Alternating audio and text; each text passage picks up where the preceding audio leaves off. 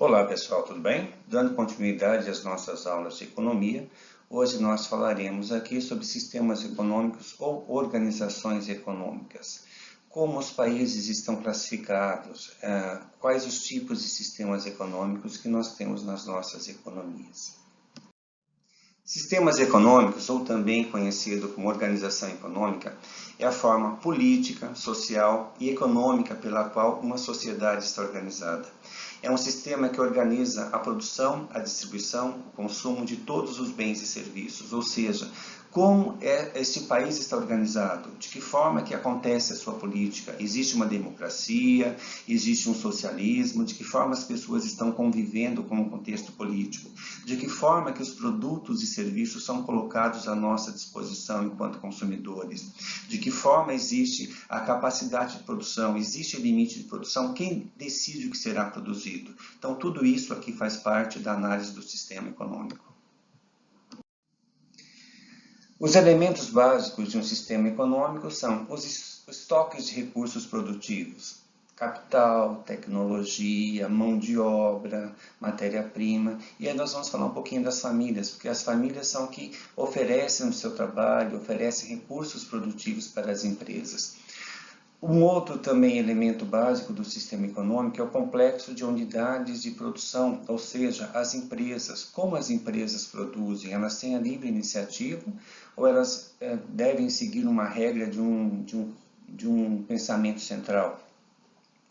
E o conjunto de instituições políticas, jurídicas, econômicas e sociais. Por exemplo, no Brasil nós temos aqui a democracia, onde nós temos o Congresso, o Senado, nós temos o Poder Legislativo. Então nós temos aqui que entender de que forma que isso acontece, como cada organização, cada país está estruturado. E aí nós temos a classificação dos sistemas econômicos. Nós temos o capitalismo, o capitalismo ou economia de mercado, como nós conhecemos, um sistema socialista, ou também chamado de economia centralizada ou economia planificada, ou ainda a economia mista. Vejamos então sobre o sistema capitalista. O sistema capitalista, as empresas, a sociedade está na procura do lucro.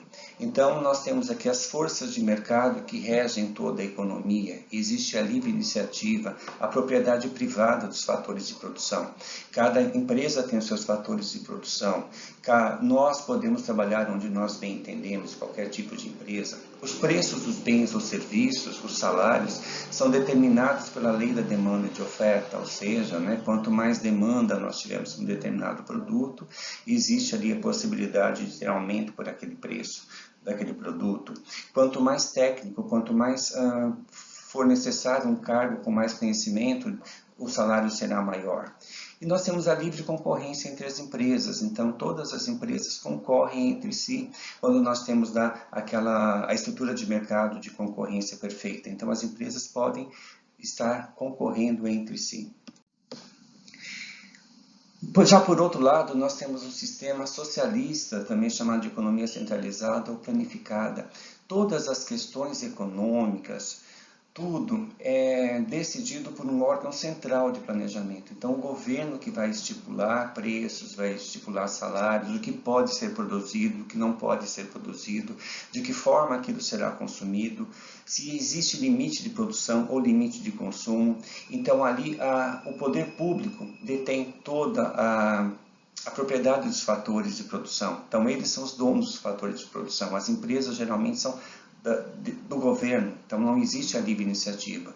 E os preços, como eu disse, são definidos não pela lei da demanda e da procura, mas sim por um órgão central. Os países exemplos de economia socialista, nós temos hoje Cuba, China, Coreia do Norte, Vietnã e Laos. China, nós falaremos um pouquinho mais adiante, que ela está já no sistema considerado como economia mista. E aí nós temos a economia socialista, nós temos a economia capitalista e nós podemos ter uma economia mista. E a partir da década de 1930, depois nós vimos da Grande Depressão, surgiu então a economia mista, que ali eu tenho tanto as forças do mercado coexistindo com as forças do poder central. Então nós temos as duas economias no mesmo mercado, né? No mesmo sistema econômico. Então, é a junção desses dois sistemas. Então, nós temos recursos produtivos que são de propriedade privada e recursos produtivos também que são propriedade do governo. E como exemplo de economia mista, nós temos a China, que a partir de 1978, o governo chinês propôs uma reforma na sua economia que deixou de ser uma economia totalmente planificada, fechada para o mercado internacional, para uma economia de mercado. Contudo, sem que o governo perdesse ali o seu controle de Estado, né? Então, fazendo com que a economia desempenhasse um papel fundamental na economia global. A partir de então, a partir dessa coexistência de dois sistemas econômicos do mesmo mercado, o capitalismo e o socialismo, a economia da China cresceu imensamente, hoje ocupando o primeiro lugar na esfera mundial. Falamos então dos sistemas econômicos que nós temos, capitalista, socialista, economia mista, e agora nós vamos falar um pouquinho do fluxo real e fluxo monetário, né? O que significa isso? O que nós, famílias, o que nós, empresa, podemos assim dividir os nossos recursos? De que forma nós entregamos os nossos recursos para a empresa e o que nós recebemos em troca? Então, nós veremos aqui que, segundo a produção, a renda, a destinação dos produtos e serviços e o tipo de organização econômica, nós temos aqui dois fluxos possíveis, o fluxo real e o fluxo monetário. Nós temos aqui o desenho onde nós temos as famílias que oferecem seu trabalho para as empresas em contrapartida oferecem para as famílias um produto ou um serviço. Quando existe um preço para esse produto ou serviço que nós compramos, existe já um outro fluxo, que é o fluxo monetário, e quando nós recebemos o valor do nosso salário, nós também temos um fluxo monetário. Então, nós temos dois fluxos aqui. Fluxo real, onde nós colocamos o nosso serviço à disposição das empresas, as empresas nos dão um produto ou um serviço, e quando nós pagamos por esse produto ou serviço e recebemos o nosso salário, nós temos aqui um valor para isso tudo, nós temos então o fluxo monetário. Vejamos individualmente cada um deles. Então, o fluxo real representa as relações entre as unidades familiares, que são as donas dos recursos, e as unidades de produção, que transformam esses recursos em produtos e serviços a colocar à disposição da sociedade. As famílias oferecem sua mão de obra para as empresas e as empresas, em contrapartida, oferecem produtos e serviços para as famílias. Então, nós temos aqui um desenho, né, onde nós temos aqui os vários profissionais colocando à disposição das empresas o seu serviço, o que eles sabem fazer de melhor, e as empresas, em contrapartida, entregando para eles produtos ou serviços que atenderão às necessidades de toda a sociedade.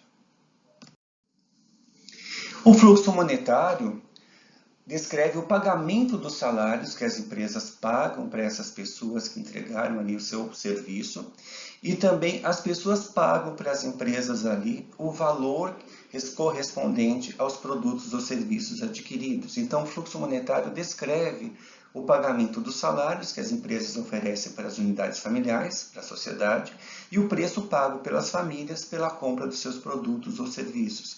Então, nós temos aqui já o dinheiro envolvendo isso, o dinheiro colocando valor para as coisas, tanto para aquilo que nós compramos, quanto para o nosso salário recebido que as empresas nos ofertam. Então, nós entendemos que o fluxo real e monetário estão interligados, existe uma relação entre eles. Toda vez que houver um fluxo real, na sua contrapartida existe o fluxo monetário. Então, o fluxo monetário é resultado do fluxo real. Entrego o meu serviço para a empresa me entrega um produto. Quando eu fizer o pagamento desse produto, eu tenho o fluxo monetário. Ok? E aí, nós temos aqui, então, essa situação onde existe a inter-relação entre os dois. O fluxo monetário somente existe a partir da existência do fluxo real. Ok? Isso é o que nós temos para a aula de hoje. Discutiremos com mais profundidade na nossa aula ao vivo. Então, até o nosso encontro e cuide-se, por favor.